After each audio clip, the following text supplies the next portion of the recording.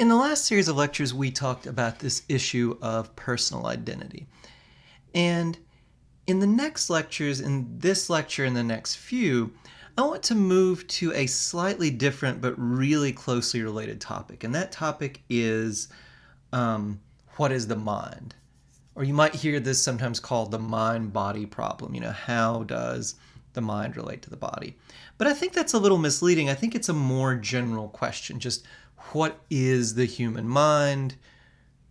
Animal minds, for that matter. What is the way we explain thinking? And so we'll see in a minute how this is related to these questions of personal identity, especially the sort of survival questions we were talking about with personal identity. But I just want to introduce this with some of the questions that this picks out. You'll sometimes hear this called philosophy of mind.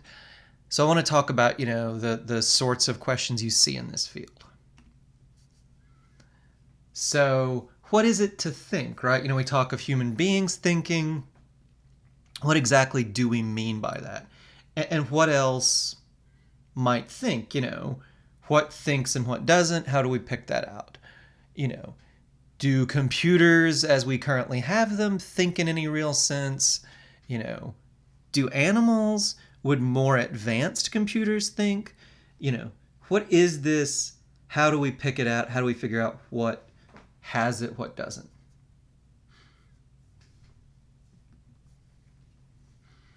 Another set of questions we might get at here is how do we understand and explain the mind? How do we understand thinking, right? How do we figure out the best way to explain what goes on in the human mind, right? Is it neurology, looking at the neurons? Is it cognitive science, where we treat the mind like a computer?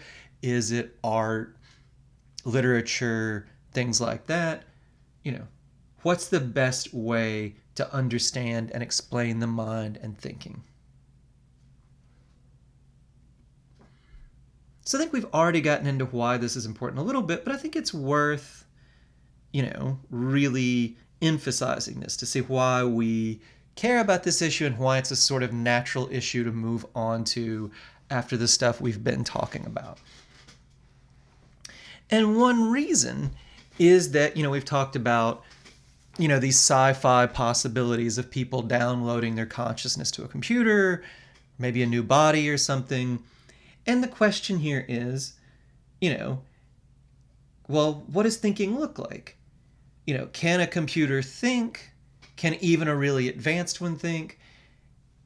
For it to be the case that someone like Kurzweil or anybody else could survive death by downloading their consciousness to a computer, we would have to think that computers can think in the same way or something similar to the way we think, right? You want your consciousness to survive in some sense. Well, so it's important that we know whether computers can really have the sort of consciousness we want to survive, right? The question's also important to figure out what deserves moral respect and why. Look, it's seeming more and more, I don't know if this is possible or not, but, it seems like it might be possible to create an intelligent robot or computer, right? We've already created robots, computers that are intelligent in some respects, right? They can beat us at chess. They can beat people at Jeopardy. Computers can. I would put an asterisk or a little star by that because they kind of cheated. They changed the rules with ringing in for the computer. But, definitely they can beat us at chess, checkers, Go, all these games, right? That's not human intelligence. That's just mimicking human intelligence in one field. But, as they get smarter and smarter, is there a point at which computers will deserve the same respect as a person does, right? Think of androids in science fiction or smart computers. Would you have to treat these as you do people if they're intelligent enough? We think the reason people deserve respect, or at least a good part of it, is our ability to think in some sense, our ability to feel.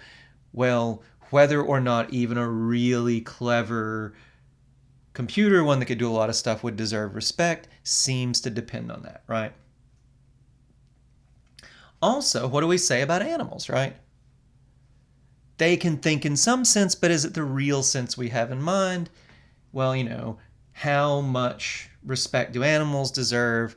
Why or why not, when it comes to treating them with respect, right? Maybe some, maybe not as much as people, but figuring out what consciousness, what thinking is, and to what extent animals have it, important for these questions. Finally, just, as I've already said, these questions of how do we understand the human mind, right? Can science, science of some sort, we're not, we'll talk a bit more about what science that might be, but can science of some sort fully explain the human mind? Can the right kind of science, be it cognitive science or computer science or neurology, tell us, maybe some combination of them, can they tell us everything that's important to know about the human mind?